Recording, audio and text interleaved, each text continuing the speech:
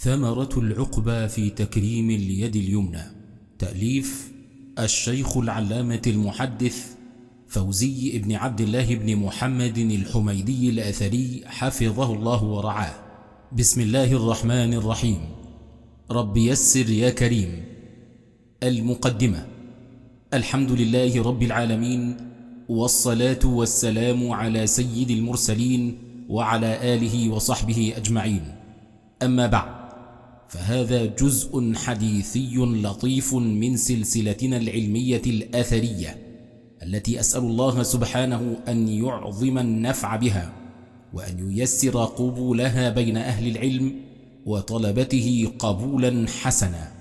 ولقد سقت في هذا الجزء فضل تكريم اليد اليمنى في الشريعة بأدلة من السنة النبوية للعمل بأوامر النبي صلى الله عليه وسلم وتطبيقها، وهذا هو منهج أهل الأثر قديما وحديثا. هذا وأسأل الله تعالى السداد والتوفيق، إنه سميع مجيب. أبو عبد الرحمن الأثري. بسم الله الرحمن الرحيم. من اعتصم بالسنة أفلح. ذكر الدليل على استحباب تقديم اليد اليمنى في كل ما هو من باب التكريم على قدر المستطاع. قال الله تعالى: فاتقوا الله ما استطعتم. التغابن 16. وعن عائشة رضي الله عنها عن النبي صلى الله عليه وسلم أنه كان يعجبه التيمم ما استطاع في ترجله ووضوئه. حاشية: أخرجه البخاري في صحيحه. وعن أبي هريرة رضي الله عنه قال: سمعت رسول الله صلى الله عليه وسلم يقول: ما أمرتكم به فأتوا منه ما استطعتم. حاشية: أخرجه البخاري في صحيحه ومسلم في صحيحه. وعن عائشة رضي الله عنها قالت: كان رسول الله صلى الله عليه وسلم يعجبه التيمم في شأنه كله، في طهوره وترجله وتنعله وسواكه. حاشية: أخرجه البخاري في صحيحه ومسلم في صحيحه وأبو داود في سننه والترمذي في سننه والنسائي في السنن الكبرى وأحمد في المسند وابن حبان في صحيحه. التيمم استعمال اليد اليمنى. الطهور استعمال الماء في الوضوء. الترجل تسريح الشعر ومشطه ودهنه. حاشية: وانظر شرح رياض الصالحين لشيخنا ابن عثيمين وشرح صحيح مسلم له. قال شيخنا العلامة محمد بن صالح العثيمين رحمه الله في شرح صحيح مسلم: ولهذا كانت البداءة باليمين هي السنة. وبوب الحافظ النووي رحمه الله في رياض الصالحين: باب استحباب تقديم اليمين في كل ما هو من باب التكريم.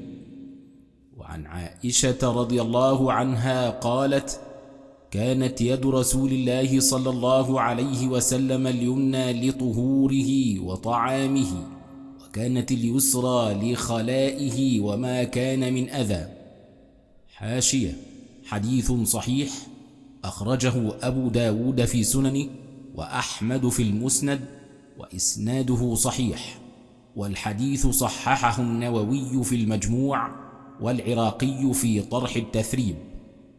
قال الحافظ ابن رجب رحمه الله في فتح الباري: هذا الحديث يدل على تقديم اليمنى في الأفعال الشريفة واليسرى فيما هو بخلاف ذلك، فالدخول إلى المسجد من أشرف الأعمال، فينبغي تقديم الرجل اليمنى فيه كتقديمها في الانتعال، والخروج منه بالعكس، فينبغي تأخير اليمنى فيه كتأخيرها في خلع النعلين.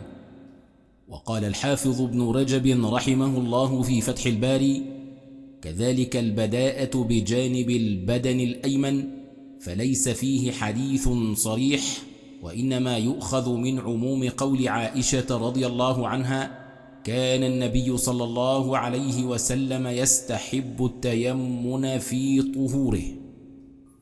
وعن أبي هريرة رضي الله عنه أن رسول الله صلى الله عليه وسلم قال: إذا انتعل أحدكم فليبدأ باليمين، وإذا نزع فليبدأ بالشمال، ليكن اليمنى أولهما تنعل وآخرهما تنزع.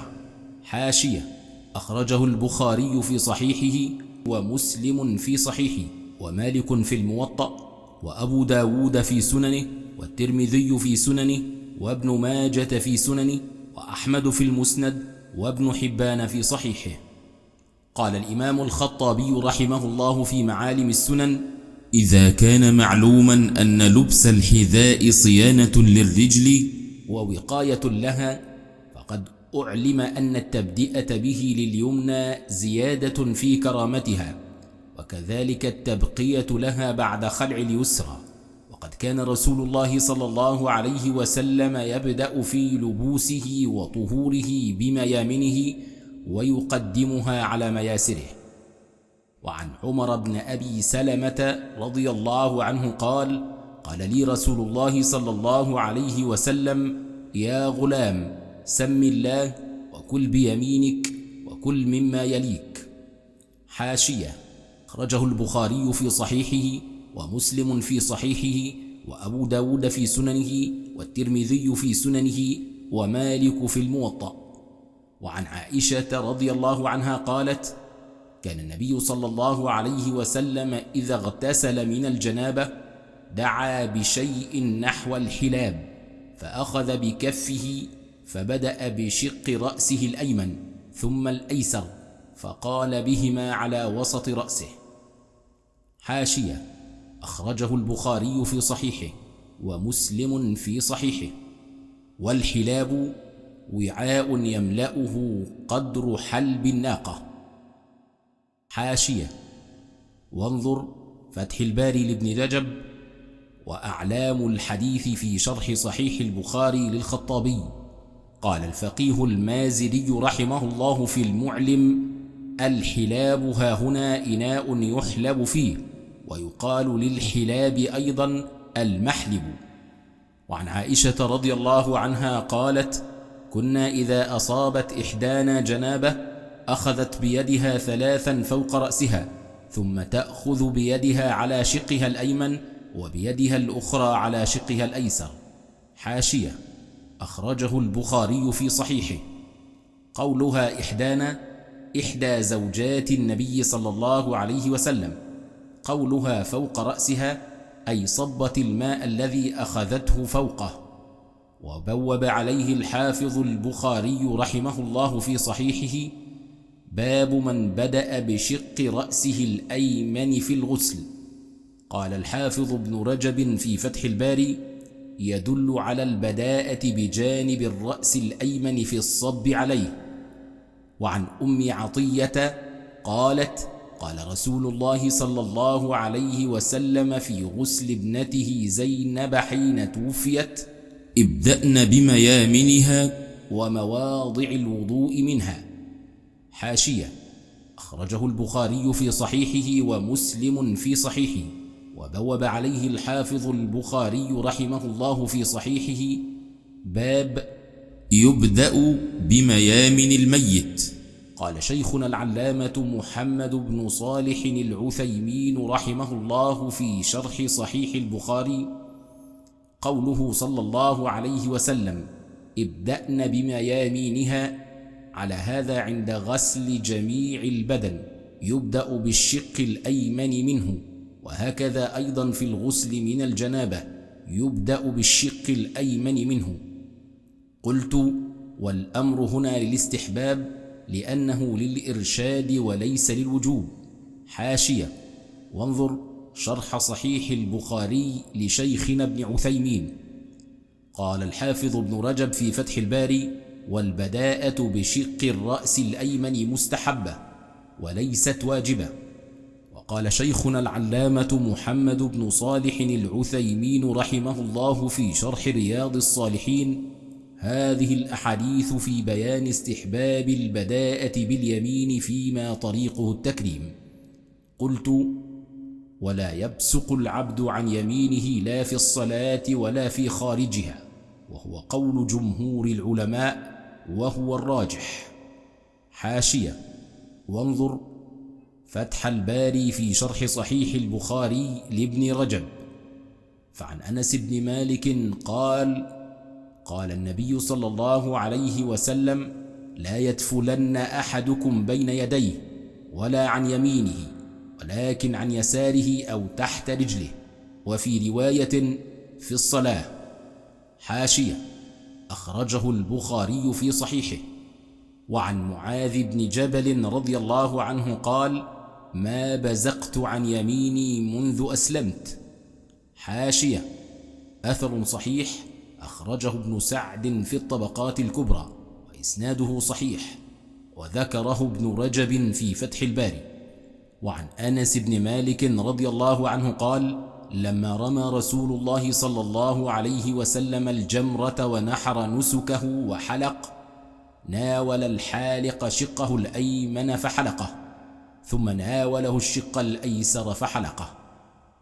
حاشية: أخرجه البخاري في صحيحه، ومسلم في صحيحه، وأبو داود في سننه، والترمذي في سننه. وعن أبي صالح عن أبي هريرة رضي الله عنه قال: إذا لبست فابدأ باليمنى، وإذا خلعت فابدأ باليسرى. حاشية: أثر صحيح، أخرجه ابن أبي شيبة في المصنف في كتاب العقيقة، باب بأي الرجلين يبدأ إذا لبس نعليه، وإسناده صحيح. وعن أبي قتادة رضي الله عنه عن النبي صلى الله عليه وسلم قال: إذا بال أحدكم فلا يأخذن ذكره بيمينه، ولا يستنجي بيمينه، ولا يتنفس في الإناء. حاشية: أخرجه البخاري في صحيحه، ومسلم في صحيحه. وبوب الحافظ البخاري رحمه الله في صحيحه: باب النهي عن الاستنجاء باليمين. قال الإمام الخطابي رحمه الله في أعلام الحديث: وإذن كان مس الذكر باليمين منهيا عنه، والاستنجاء بها منهيا عنه. وقال الإمام الخطابي رحمه الله في أعلام الحديث: الأمر في نهيه عن الاستنجاء باليمين إنما هو تنزيه وصيانة بقدرها عن مباشرة ذلك الفعل. حاشية: وانظر المختصر النصيح في تهذيب الجامع الصحيح لابن أبي صفرة. وقال الفقيه المازري رحمه الله في المعلم: فينبغي لمن أراد أن يستجمر من البول أن يأخذ ذكره بشماله. وعن أيوب السختياني عن محمد بن سيرين رحمه الله أنه كان يستحب إذا لبس النعال أن يبدأ باليمنى، وإذا خلع أن يبدأ باليسرى. حاشية: أثر صحيح، أخرجه ابن أبي شيبة في المصنف، إسناده صحيح. وعن إبراهيم النخعي رحمه الله قال: كان يقال: يمين الرجل لطعامه وشرابه، وشماله لمخاطه واستنجائه. حاشية: أثر صحيح، أخرجه ابن أبي شيبة في المصنف، وإسناده صحيح. وعن ابن عمر رضي الله عنهما كيف كان يدخل المسجد: كان يبدأ برجله اليمنى، فإذا خرج بدأ برجله اليسرى. حاشية: أثر صحيح، أخرجه البخاري في صحيحه معلقا بصيغة الجزم، ولم أره موصولا عن ابن عمر رضي الله عنهما، وذكره ابن حجر في تغليق التعليق. قال الحافظ ابن رجب رحمه الله في فتح الباري: الدخول إلى المسجد من أشرف الأعمال، فينبغي تقديم الرجل اليمنى فيه كتقديمها في الانتعال، والخروج منه بالعكس، يعني الخروج من المسجد باليسار. قلت: وهذه الآثار تدل على استحباب تقديم اليمين في كل ما هو من باب التكريم لفعل النبي صلى الله عليه وسلم والصحابة الكرام، وهذا هو الدين، وإنما الدين بالآثار. قلت: كالوضوء والغسل ولبس الثوب ولبس الخف ولبس النعل ولبس السراويل ودخول المسجد والاكتحال وتقليم الأذفار وقص الشارب ونتف الإبط وحلق الرأس والأكل والشرب والمصافحة واستلام الحجر الأسود والخروج من الخلاء والأخذ والعطاء وغير ذلك مما هو في معناه. ويستحب تقديم اليسار في ضد ذلك كالامتخاط والبساق عن اليسار ودخول الخلاء والخروج من المسجد وخلع الخف والنعل والسراويل والثوب والاستنجاء وفعل المستقذرات وأشباه ذلك. حاشية: وانظر رياض الصالحين للنووي وشرح صحيح مسلم لشيخنا ابن عثيمين وشرح صحيح البخاري له. قال شيخنا العلامة محمد بن صالح العثيمين رحمه الله في شرح رياض الصالحين: استحباب تقديم اليمين في كل ما هو من باب التكريم، والعكس بالعكس فيما يقصد به الإهانة، فإنه يبدأ باليد اليسرى. فالوضوء يبتدئ فيه الإنسان باليمين، يبتدئ اليمنى قبل اليسرى، باليد اليمنى قبل اليد اليسرى، والرجل اليمنى قبل الرجل اليسرى. وكذلك في الغسل إذا أراد الإنسان أن يغتسل من الجنابة فإنه يتوضأ وضوءه للصلاة ثم يفيض الماء على رأسه 3 مرات حتى يروى، ثم يغسل سائر جسده ويبدأ بالشق الأيمن منه قبل الأيسر. كذلك لبس الثوب والنعل والخف والسراويل، كل هذه يبدأ فيها باليمين. إذا أردت أن تلبس الثوب فأدخل اليد اليمنى في كمها قبل اليد اليسرى، هذه هي السنة. وكذلك دخول المسجد تبدأ بالرجل اليمنى قبل الرجل اليسرى تقصد ذلك. كذلك أيضا السواك، إذا أراد الإنسان يتسوك فيبدأ بالجانب الأيمن قبل الأيسر. وكذلك الاكتحال، إذا أراد أن يكتحل يبدأ بالعين اليمنى قبل اليسرى. كذلك تقليم الأظفار يبدأ بالأيمن قبل الأيسر، فيبدأ مثلا في اليمنى بالخنصر ثم البنصر ثم الوسطى ثم السبابة ثم الإبهام، وفي اليد اليسرى يبدأ بتقليم الإبهام ثم السبابة ثم الوسطى ثم البنصر ثم الخنصر، ويبدأ أيضا بالقدم اليمنى في تقليم أظافرها قبل القدم اليسرى. كذلك في قص الشارب ابدأ بالجانب الأيمن منه قبل الأيسر. كذلك نتف الإبط وحلق الرأس، نتف الإبط سنة، فإذا أردت أن تنتف الآباط يعني تنتف الشعر فابدأ بالإبط الأيمن قبل الأيسر. وكذلك في حلق الرأس ابدأ بالجانب الأيمن من الرأس قبل الأيسر. كذلك أيضا السلام من الصلاة، يلتفت الإنسان عن يمينه قبل أن يلتفت عن يساره. وكذلك الأكل والشرب، فيأكل بيمينه ويشرب بيمينه، ولا يجوز أن يأكل بشماله أو يشرب بشماله. كذلك استلام الحجر الأسود واستلام الركن اليماني يكون باليمين. كذلك الخروج من الخلاء، يعني إذا دخلت الحمام لقضاء الحاجة ثم خرجت فقدم الرجل اليمنى. كذلك الأخذ والإعطاء، الأخذ والإعطاء يعني إذا أردت أن تناول صاحبك شيئا فناوله باليمنى، وإذا أردت أن تأخذ شيئا ناولك إياه فخذه باليمنى. هذه أخلاق الإسلام. لكن بعض الناس يناولك باليسار ويأخذ منك باليسار ظنا منه أن هذا هو التقدم، لأن الكفرة يأخذون باليسار يعطون باليسار. وسبحان الله العظيم، أصحاب الشمال لهم الشمال، لأن الكفرة أصحاب الشمال والمؤمنون هم أصحاب اليمين. حاشية: قلت أصحاب الميمنة ناجون وأصحاب المشأمة هالكون والعياذ بالله. قال تعالى: فأصحاب الميمنة ما أصحاب الميمنة وأصحاب المشأمة ما أصحاب المشأمة. الواقعة 8 و9. ولهذا تجد الكافر دائما يفضل اليسار لأنه أهل اليسار وأهل الشمال، فهو من أهل اليسار في الدنيا وفي الآخرة والعياذ بالله.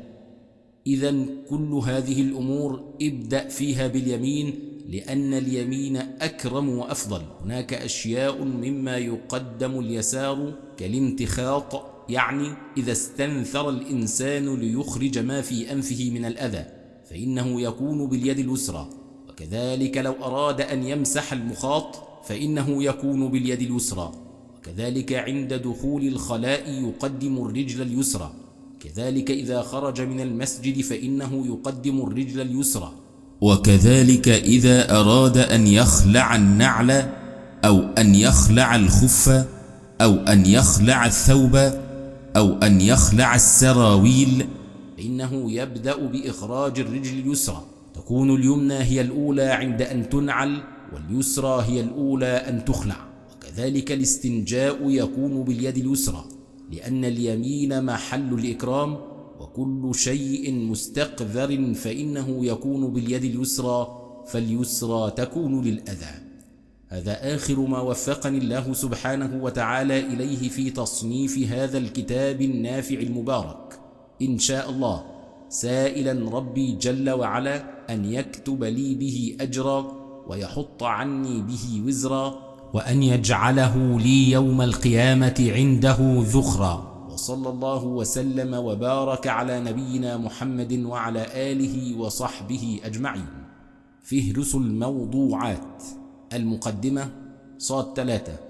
ذكر الدليل على استحباب تقديم اليد اليمنى في كل ما هو من باب التكريم على قدر المستطاع.